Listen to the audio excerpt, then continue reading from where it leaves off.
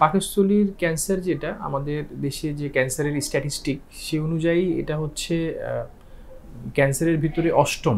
2022 সালে একটা স্ট্যাটিস্টিক করা হয়েছিল। টোটাল বাংলাদেশে যে ক্যান্সারগুলো হয় তার ভিতরে পাকস্থলীর ক্যান্সার হচ্ছে অষ্টম।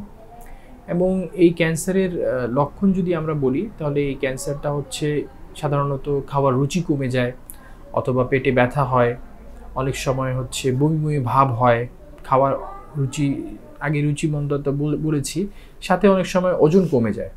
তাহলে ওজন কমে যাওয়া, রুচি কমে যাওয়া, এবং অনেক সময় আমাদের কাছে রোগীরা আসে যাদের রক্ত পরিমাণ কমে যাচ্ছে শরীরে।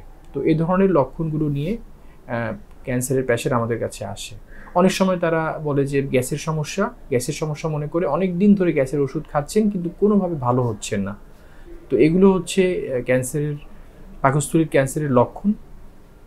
আর যদি আমরা এটার কারণ বলতে চাই তাহলে পাকস্থলীর ক্যান্সারের কারণগুলোর ভিতরে সবচেয়ে ইম্পর্টেন্ট সেটা হচ্ছে ব্যাকটেরিয়া।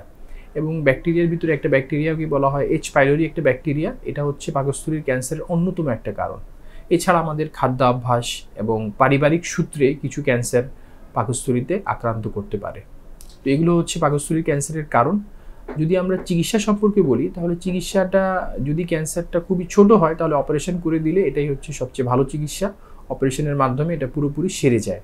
তবে ক্যান্সার যদি ছড়িয়ে যায় শরীরে তাহলে এটা অনেক সময় চিকিৎসার অযোগ্য হয়ে যায়।